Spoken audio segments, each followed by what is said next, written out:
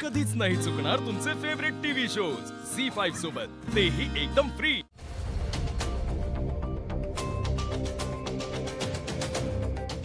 ए, माझ्यासाठी चहा घेऊन ये माझ्या रूम मध्ये।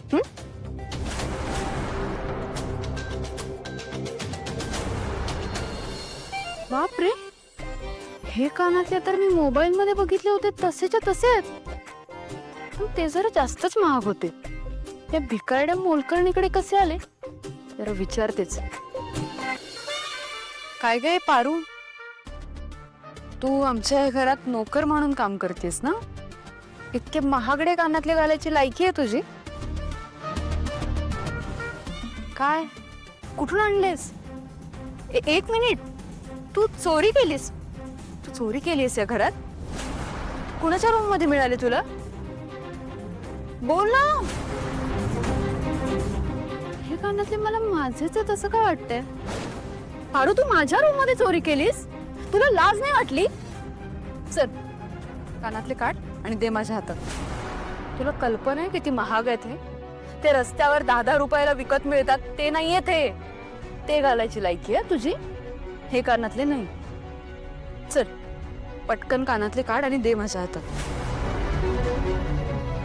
हे कानातले मला आदित्य सरांनी दिले आहेत, हे मी कसं सांगणार यांना? कसं पटवून देऊ की की हे कानातले माझेच आहेत? हे ऐकू नाही येते? काय बोलले मी? कानातले काढ आणि माझ्या हातात दे। नाही, तू तर असं नाही ऐकणार। दामिनी मॅडम, ऐका ना। दामिनी मॅडम, तुझं नशीब फार चांगलं आहे हा पारू, की मी पोलिसात तक्रार नाही केली तू चोरी केलीस म्हणून। नाहीतर चोरी केली म्हणून तुला जेलमध्ये राहावं लागलं असतं पुढचं अख्खं आयुष्य। वा वा वा वा, हे बघा, शेवटी मी हे कानातले मिळवलेच। मला जे हवं असतं ते मी मिळवतेच, कारण माझं नाव काय आहे? दामिनी। पण मला एक प्रश्न पडलाय, हे एवढे एवढे महागडे कानातले या भिकारड्या मोलकर्णीकडे कसे आले? जाऊ देत, आपल्याला काय, आपल्याला तर फुकट मिळाले।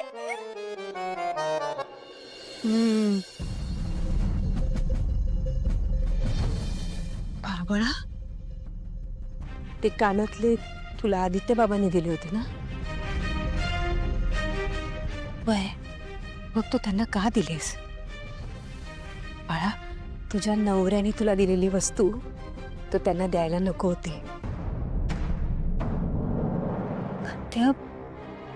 आत्या, मी दामिनी मॅडमना काय सांगणार होते की ते कानातले मला आदित्य सरांनी दिले आहेत म्हणून? पण आत्या, मला ना वेगळीच भीती वाटते। आदित्य सरांनी त्या कानातल्या बद्दल विचारलं तर मी काय उत्तर देऊ त्यांना? बरोबर, आदित्य बाबांनी तुला कॉफी घेऊन यायला सांगितलं।